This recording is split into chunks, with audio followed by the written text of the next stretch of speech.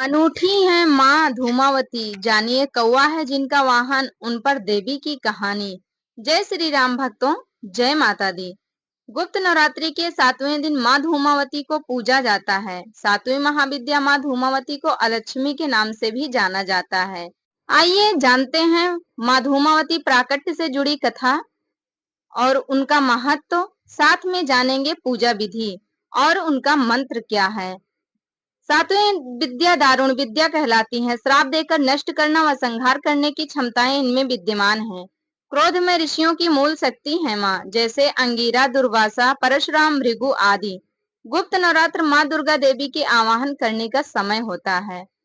दुर्गा जो दुर्गति नाशिनी है, जो शक्ति का साक्षात स्वरूप है, जिनकी शक्ति में दमन का भाव भी जुड़ा है। ऐसी माँ देवी दुर्गा की 10 महाविद्याओं को साधने के दिन है। गुप्त नवरात्रि 7वें दिन माँ धूमावती को पूजा जाता है। सावधानियों के साथ ही इन्हें याद किया जाता है। आइए जानते हैं इन देवी के बारे में कुछ अहम तथ्य। प्रवृत्ति के अनुसार 10 महाविद्या के 3 समूह हैं। पहला सौम्य कोटि, दूसरा उग्र कोटि और तीसरा सौम्य उग्र कोटि। माँ धूमावती उग्र कोटि में आती हैं। धूमावती जिनका कोई स्वामी नहीं है, इन्हें विधवा माता के नाम से भी जाना जाता है। कहते हैं माँ के साधक निडर रहते हैं और निश्चिंतता का भाव बना रहता है।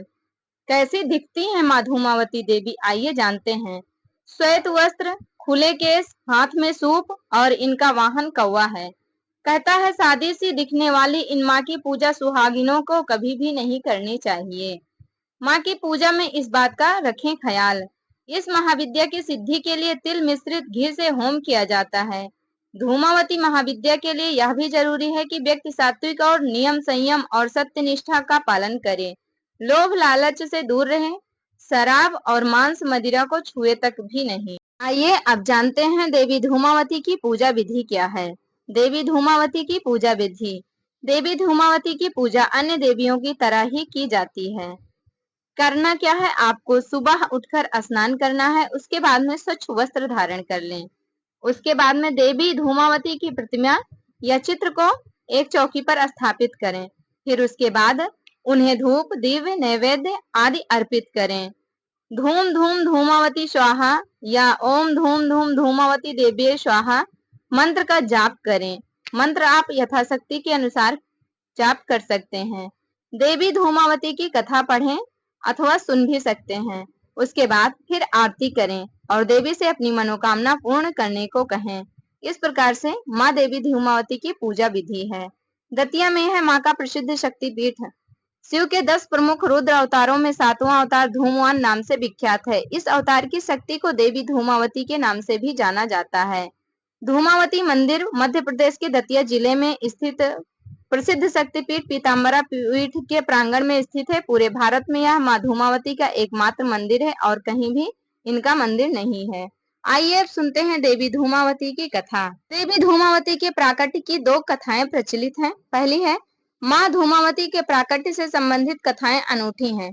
पहली कहानी तो यह है कि जब सती ने पिता के यज्ञ में स्वेच्छा से स्वयं को जलाकर भस्म कर दिया, तो उनके जलते हुए शरीर से जो धुआं निकला, उससे धूमावती का जन्म हुआ।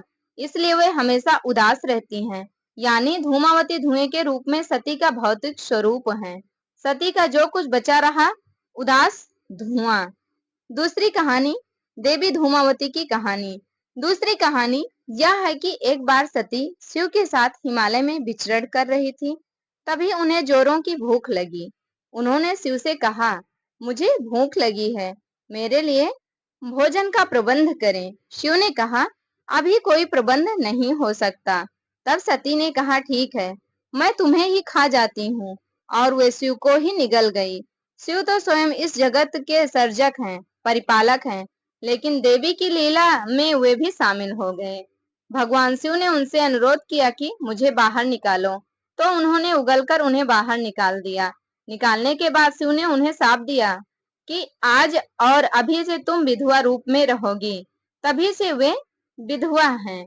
माँ के ये है सांकेतिक रूप। पुराणों में अभिशप्त, परित्यक्त, भूख लगना और पति को निगल जाना, ये सब सांकेतिक प्रकरण हैं। यह इंसान की कामनाओं का प्रतीक है, जो कभी खत्म नहीं होती है। इसलिए वह हमेशा असंतुष्ट रहता है। माँ धूमावती उन कामनाओं को खा जाने यानी नष्ट करने की ओर इशारा करती हैं। जानिए गुप्त नवरात्रि में माँ धूमावती की पूजा का क्या महत्व है। गुप्त नवरात्रि तंत्र मंत्र साधना पर विश्वास रखने वाले लोगों के लिए बहुत ही महत्वपूर्ण होती है। इस नवरात्रि में लोग अपनी सिद्धियों को प्राप्त करने के लिए 10 महाविद्याओं की उपासना करते हैं। माँ धूमावती 10 महाविद्या में 7वीं महाविद्या है।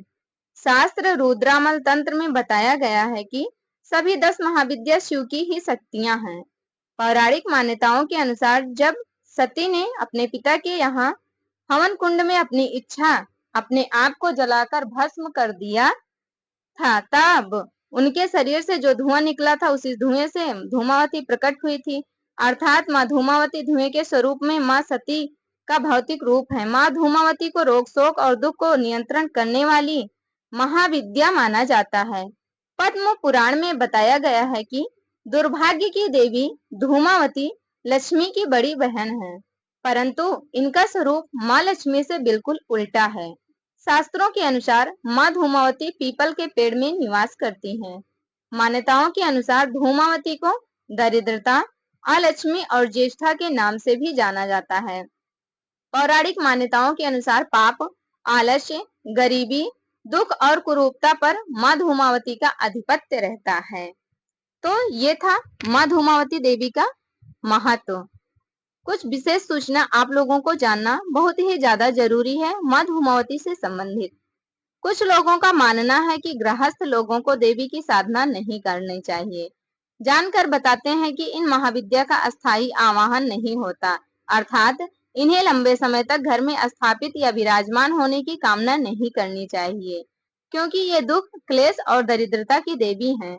जब शुरू करने से पहले आवाहन करें और खत्म होने पर विसर्जन कर दें। बिना जाने पूजा विधि ना करें, मतलब बिना जाने समझे किसी पंडित से पूछे बगैर धूमावती देवी की पूजा नहीं करनी चाहिए। खासकर महिलाओं के लिए ये सूचना है कि महिलाओं को कभी भी धूमावती देवी का पूजन नहीं करना चाहिए। जानकारी संपूर्ण हुई। ये थी जानकारी माँ धूमावती देवी से संबंधित और आप लोगों ने इसमें कथा भी सुनी है। तो वीडियो अच्छी लगी होगी तो लाइक कर देना, चैनल पर नए हो तो सब्सक्राइब कर लेना। हमारे साथ जुड़े रहने के लिए धन्यवाद। बेल आइकन को प्रेस कर देना ताकि हमारी वीडियो का हर नया नोटिफिकेशन सबसे पहले आप लोगों तक पहुंचे और आप लोगों को भक्ति से जुड़ी हर जानकारी मिलती रहे। साथ में नवरात्रि में 10 महाविद्याओं की कथा भी श्रवण करेंगे, पूजा विधि भी जानेंगे। तो हमारे साथ जुड़े रहने के लिए धन्यवाद। जाते जाते एक कमेंट जरूर कर देना और कमेंट बॉक्स में जय माता दी लिखना बिल्कुल भी ना भूलना।